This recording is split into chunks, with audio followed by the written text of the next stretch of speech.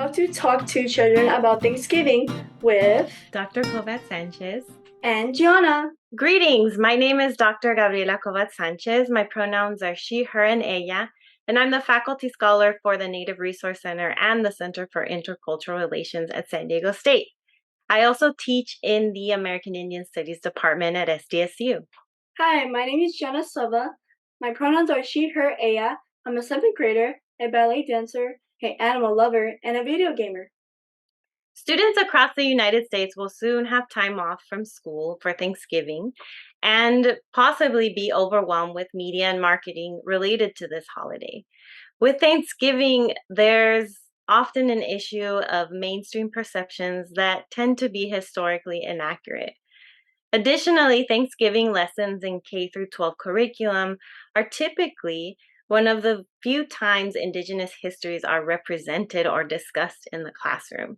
And this becomes particularly dangerous because it provides students with a very limited and single version of Indigenous peoples that's also only grounded in the past.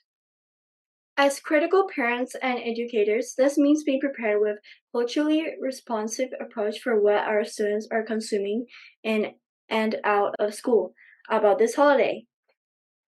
We'd like to present you with a couple of myths and facts to assist students, parents, caretakers, and educators to think critically about this holiday and deconstructing what we've been taught about the history of the United States. These myths are part of a longer article written by Judy Dow and Beverly Slappin, and I'll also share the resource at the end of this video. Myth number 1. The first Thanksgiving occurred in 1621.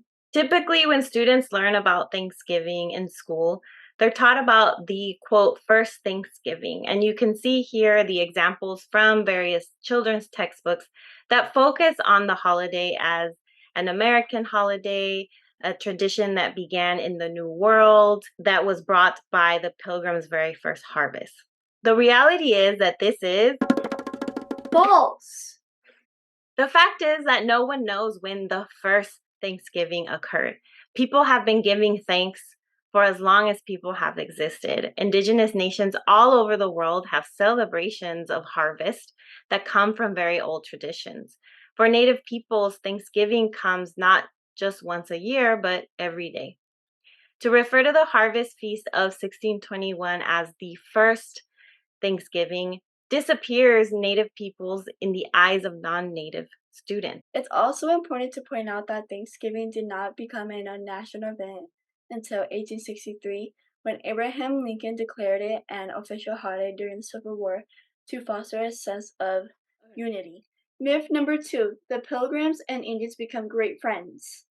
This is a really common narrative when youth are learning about Thanksgiving, this idea that Native Americans and European settlers gathered in peace. We can see from the examples here of some other children's textbooks that speak about this encounter as living in peace, friendship, and as goodwill. The reality is that this is false. While it's true that the original inhabitants of what we now call North America occasionally participated in gatherings with European colonists, it was certainly not the prevailing experience. The balance of power was enormously unequal, and the theft of land by European settlers was incredibly violent.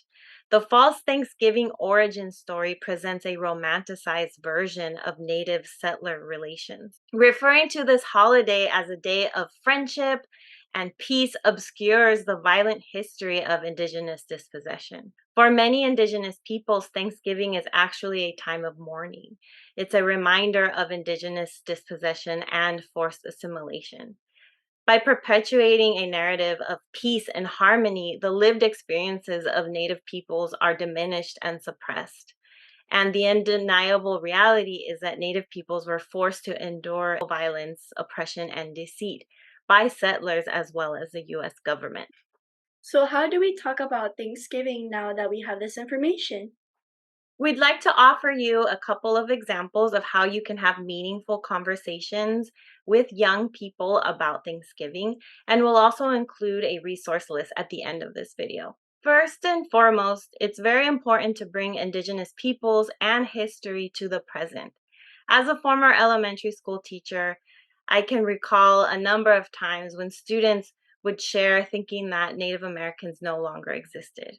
And this has a lot to do with the way that Native history and Native peoples are represented in the classroom. Teaching exclusively about Native peoples in the past perpetuates this harmful stereotype. And so this conversation can begin by acknowledging the original caretakers and inhabitants of the land upon which we reside. In San Diego, for instance, depending on where you live in the county, we reside on Kumeyaay as well as Luiseño territories. You can also learn whose land you reside on by checking out this website here, nativeland.ca. Learning about Indigenous land is just one step, and I encourage you to take this step further by committing to deepening your knowledge about local Native history and issues. There are several educational places to visit in San Diego that are open to the public, offer tours, as well as educational presentations, like the Sequan Cultural Center and the Barona Cultural Center and Museum. San Diego State also has a powwow that we host every year in April that is open to the public. Third, encourage your children to determine the facts, fiction, and omissions of the first Thanksgiving story. From whose perspective is the story told? Whose voices are active and passive? What words are used to describe the groups? Whose story has the most detail? What details were offered or implied in the text or illustrations about Thanksgiving? How do you know? 4. Use children's books and materials that uplift the perspectives and contributions of Native American communities and written by Native authors. There are a number of alternative children's books and materials, like Gianna mentioned, that uplift perspectives and contribution of Native peoples and that are also written by Native authors. A better approach to learning about Thanksgiving should include learning more about harvest traditions of different Native nations, discussing cultural ideas of giving thanks, as well as the truth about the harmful history of colonization. The book, Giving Thanks, a Native American Morning Message, is based on the Mohawk Thanksgiving address, which honors the gifts of the natural world. The book can be a springboard for students to investigate diverse gratitude rituals and celebrations. Presented alongside more stereotypical Thanksgiving texts like the ones I mentioned previously, you can ask students to analyze what makes Giving Thanks a more inclusive book to look at when talking about being thankful. I also encourage parents and caretakers to share these types of materials with their child's teacher. This may include taking steps to prompt teachers to create alternative ideas for teaching about Thanksgiving, which ultimately creates an opportunity to teach students about understanding the consequences of settler colonialism and the dispossession of Indigenous lands. If you celebrate Thanksgiving this year, ask yourself what you're celebrating. Whether you choose to rejoice or mourn on Thanksgiving, it's important either way to initiate discussions about the holiday's origins by focusing on what the day meant specifically for the Wampanoag and what it continues to signify for Indigenous peoples today.